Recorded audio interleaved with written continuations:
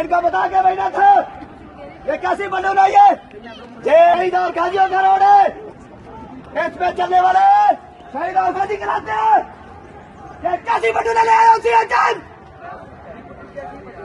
इनका दिमाग दर्ज करा पहले, इनका दिमाग वाशल करा ताकि ये किसी काम के ना रहे।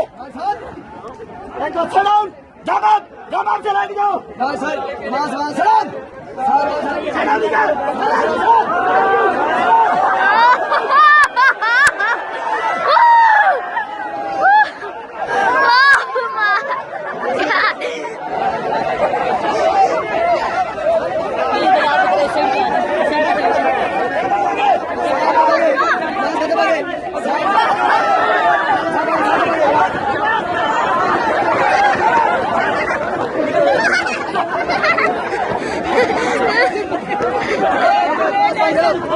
आगे भी जाना चाहिए।